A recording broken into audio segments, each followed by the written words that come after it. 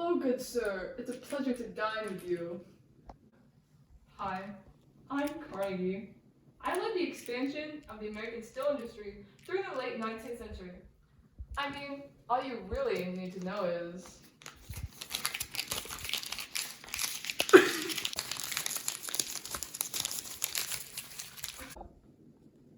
I'm so glad you came, Carnegie. You are truly astronomical with your contributions to the economy of America. Well, yes, of course I am. What, mate? Call me Eddie, but you see this letter was apparently sent for the King Charles too, but I had to intervene on my part. That's my bad, so I decided to go along with the letter. I'll write him back for you. I'm the legendary Blackbeard, but you can call me Eddie. I've taken about 30 ships in my time. Yeah, I don't really like those rich islanders.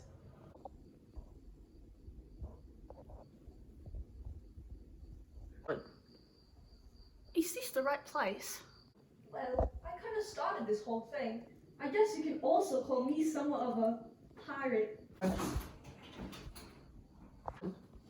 Ah, Mr. Columbus. You know, as one of America's heroes, it is truly an honor to see you here, sir.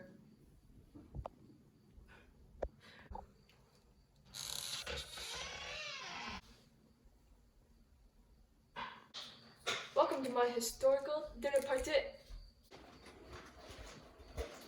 Hey girlies, you sent for Mr. King, but you guys already assassinated him, so I'm here instead. Be grateful you've got a luxurious drag queen like myself here on your perimeter.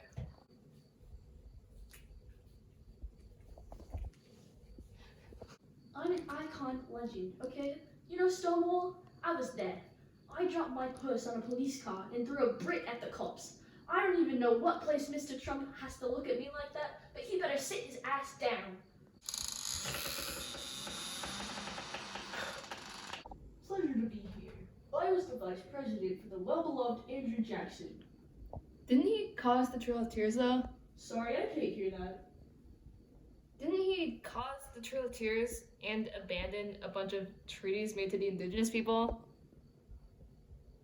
Sorry, I can't answer that question at this time. Oh, welcome, Vice President. You know, Andrew Jackson is my favorite president. Oh, is that so?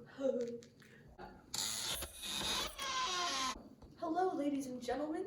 I'm here instead of Lincoln, the one who the letter actually sent for. I was told to come as his replacement. He's busy deciding on what to do about all those slaves, so... Oh, you guys know me. Wow. Well, I escaped slavery and made some 13 missions to rescue around 70 enslaved people using the Underground Railroad, also known as a series of safe houses. Oh, our long-awaited guest, President George Washington.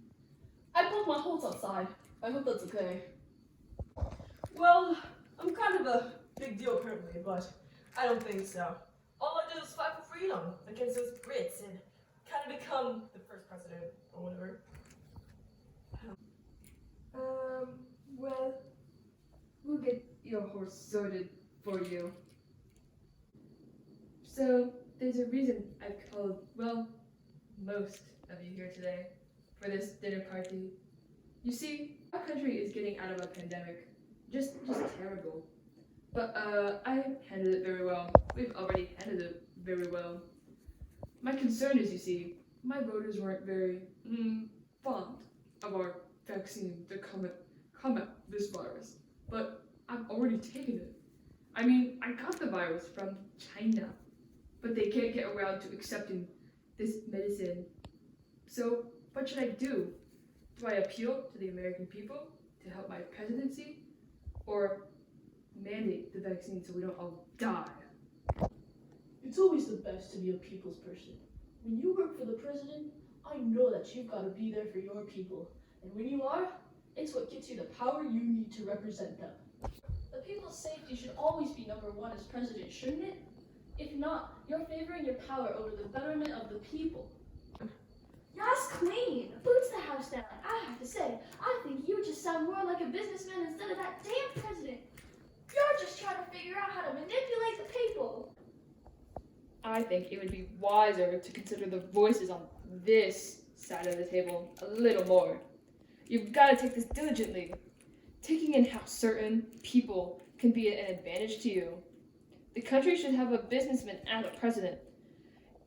You've got the most experience on how to deal with your employers, and it's not always about the people's physical safety. Sometimes, leaving certain information out can be what's better for them. What is America? What is the vaccine? Wait, since when did we give black people rights? Hey, mate, I think you should shut up. I want to eat already. Mr. Trump, you better be grateful for the vaccines you have in hand. I'd say even a few senators if meant to have such an advanced medicine.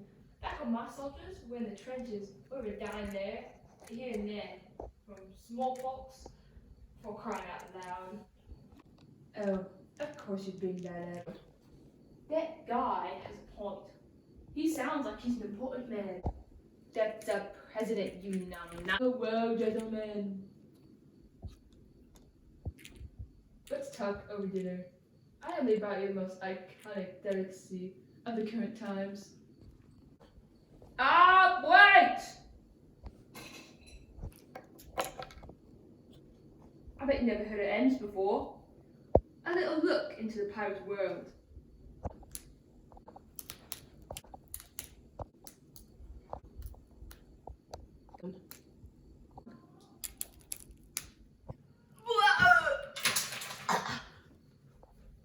Haha, every time. Okay, let's continue, please. Washington, I really admire your work as president, while also being a businessman on the side. I heard you had one desk for presidential work and another for business. That's just fascinating. I did not have two desks. I don't even know what kind of constructed history you're learning. Do you even really know about the limits clause before your presidency? Do even you, the leader of a party that once prided itself on the strict and literal interpretations of the Constitution, did not know about this clause, or knew about it but just dismissed it as unreal? Oh, come on. It's not that important. Do you know why presidential terms exist? It's because I knew that corruption would arise with the continuation of one's presidency. I was humble enough to understand that and step down from being president. Unlike you, you seek power over the people. And look, I know that you guys are having a good conversation, but are you who I think you are? Me? Well, I'm Christopher Columbus. Oh, I've been waiting for this. Who even are you? I've always wanted to get my hands on a famous explorer. My lovely Hulk.